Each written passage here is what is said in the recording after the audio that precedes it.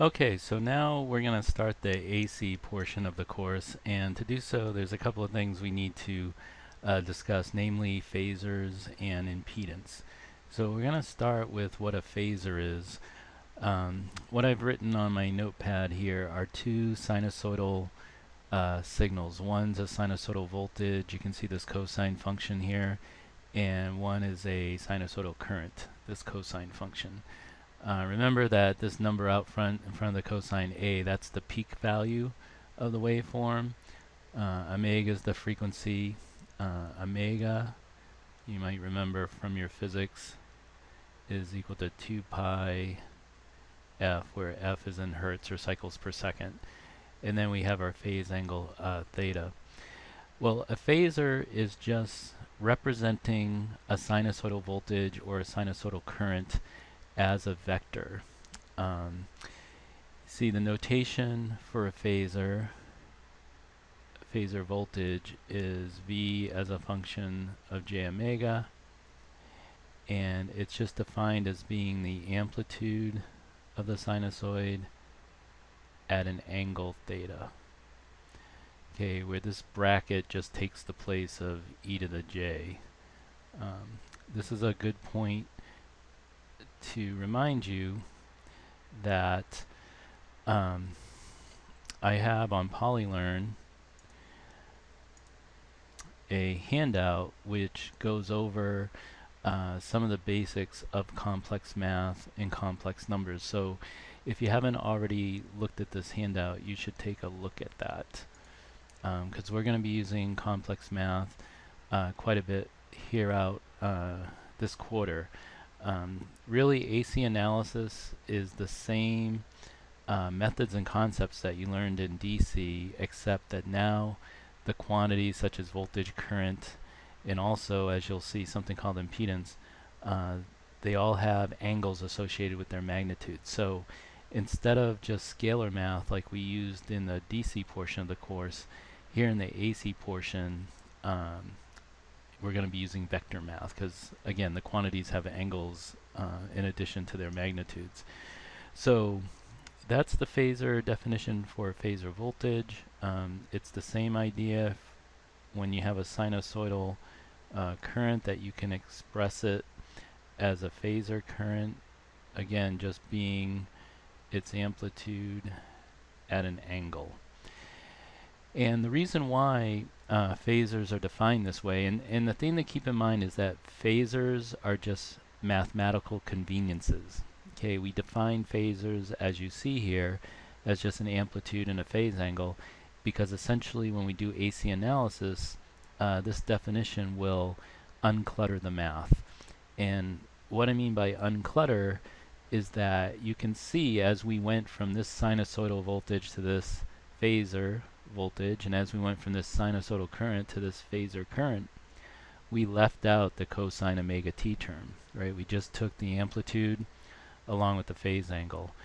And the reason we leave out the frequency term is because in any AC circuit, and I just drew some random AC circuit here that's got a couple of resistors and a capacitor and an inductor, but it doesn't matter. It could have been any AC circuit. In any AC circuit, the currents and voltages for the elements in that circuit are all at the same frequency as the source. So the current voltage for this resistor and the current voltage for that resistor and also the current and voltage for the capacitor and the inductor, they're all at this frequency, this source frequency. In this example, the omega is 2 pi times 60, so my frequency in hertz would just be 60 hertz. Alright, so you see all the currents and voltages in this circuit for all the elements is going to have a frequency of 60 hertz.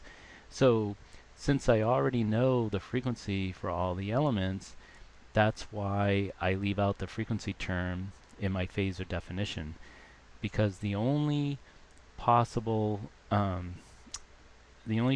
quantities that could differ from the source is the amplitude and phase angle of the voltage and current for this resistor, same for this resistor, and same for capacitor and inductor or any other component in an AC circuit. So in our phasor definition, we just have the quantities amplitude and phase angle that could possibly be different than the amplitude and phase angle of our source. Okay, but since the frequency is all going to be the same, that's why we leave out that cosine omega t. Alright, well that's what a phasor is. Now the next thing to talk about is impedance. And impedance has the symbol Z, and quite simply what impedance is that it's opposition to AC current flow. You might remember back in the DC portion we said resistance was opposition to current flow. Well, technically resistance is opposition to DC current flow. See, we didn't make the distinction back then because we didn't have to, but now since we're talking about impedance, we make the distinction between the two. And just like in a DC circuit, resistance is defined by Ohm's law, right? Voltage divided by current. Well, in an AC circuit, there's also Ohm's law. In fact, this is called Ohm's law for AC circuits, where impedance is voltage divided by current. Okay, just like resistance is. So you might wonder, well, what's the difference? The difference is that here the voltage and current are DC quantities. Here the voltage and current are AC quantities, namely sinusoidal. This is a sinusoidal voltage divided by a sinusoidal current. Now the next thing we're going to do is we're going to find what the impedance of all the different elements are. And we're going to start with a resistor, and the way we're going to do this is hooking a resistor up to a known voltage source. You can see this function of time here, Vs. That's an S, not a 5. Sometimes my 5s or my S's look like 5s. Oops. Okay, so this is an S for the source. Oh, okay, well, it's not cooperating. Just know that this is an S there. And you can see as a function of time we have it as a cosine omega t. Now as a phasor it would just be Vs j omega and A at an angle of 0 degrees.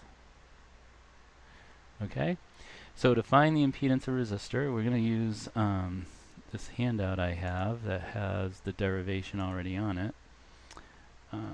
Let's see, here we go. So if you look here, this is our source voltage written as a function of time and also a phasor. And to find the current through the resistor, just like in a DC circuit, right, to find this current that's flowing here, well, it's just the source voltage divided by the resistance. That's what you see here. And now the impedance for the resistor is just the ratio of the voltage across the resistor and the current through the resistor. So here's the voltage across the resistor, which is equal to the source voltage written as a phasor, A bracket 0 degrees. And here's the current for the resistor written as a phasor, A over R bracket 0 degrees.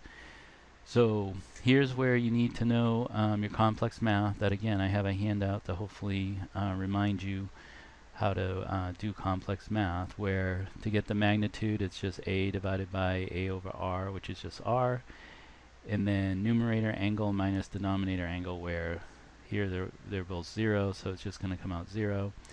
So you see, this is the important conclusion, that the impedance of a resistor is just equal to its resistance. So that means if you have a 10 ohm resistor, its impedance is 10 ohms. If you have a 100 ohm resistor, its impedance is 100 ohms, and so on. Alright, well now we are going to remove the resistor and put in a capacitor into our test circuit here.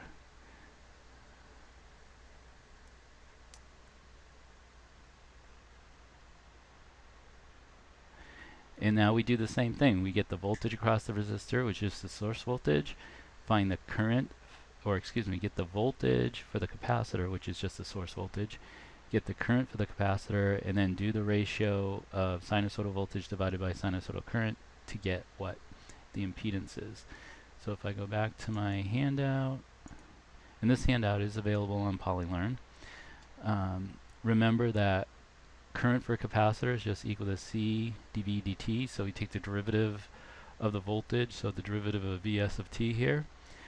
We end up with this sine expression. And now we're going to write this sine in terms of cosine. And the reason we want to write the current here, which is the sine function, in terms of cosine is because when we do this ratio of voltage to current, we want the voltage and current to be the same trig function. So either both cosine or both sine. And that's just so our angle for an impedance will work out correctly. So you can see when I do the ratio, we got Vs, which is A bracket 0 degrees, and then I'm dividing by current in phasor form, which is Ca omega bracket plus 90 degrees. And that comes out to the important result that the impedance of a capacitor is 1 over omega c at an angle of minus 90 degrees, which can be written as minus j 1 over omega c, since minus j is equal to 1 at an angle of minus 90 degrees. So here again is some complex math that you may have to review. This is polar form notation for the impedance of the capacitor, and this is rectangular form notation. Now before we move on to the inductor, notice that unlike the resistor, whose impedance does not depend on omega, which is the source frequency, the impedance for a capacitor does depend on omega. It has an inverse relationship. So the amount of opposition to AC current flow that a capacitor has is going to vary with the source frequency. The lower the source frequency, the more impedance it has, the more opposition to AC current flow. And the higher the frequency, the less opposition to AC current flow the capacitor has. In fact, remember that DC, where you don't have any oscillations, that a DC signal would have an omega equal to 0, and if you put omega equal to 0 here, you would get an impedance of infinity, which is an open, which agrees with the steady state condition of a capacitor in a DC circuit that we talked about in our first order analysis. So you see this does agree with the DC condition, steady state condition. Alright, also notice that this theta for the impedance of the capacitor is not 0 like it was for the resistor. And we'll actually talk about the significance of this angle, which is theta z. But the last thing in this video is looking at the impedance of an inductor. So now we're going to take the capacitor out of here, out of our test circuit, and we're going to put in an inductor.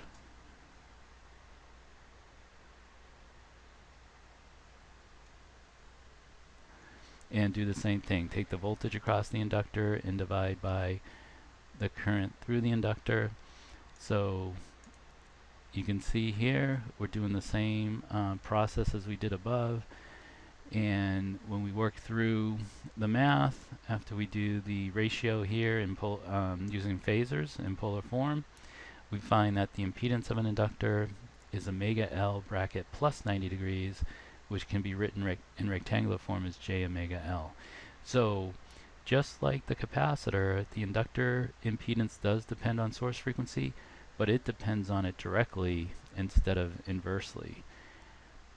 So that means that when you have a low source frequency, you're going to have a low amount of opposition to AC current flow for the inductor, and when omega is a large amount, you're going to have a large impedance or a large opposition to AC current flow.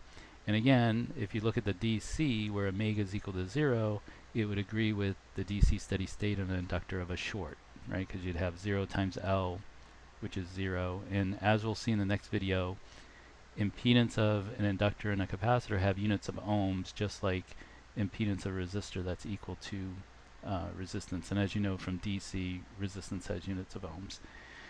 Also, the theta z of the impedance of inductor is not 0, it's plus 90, where with the capacitor it was also not 0 but minus 90. And again, we'll talk more about these theta z's in a future video.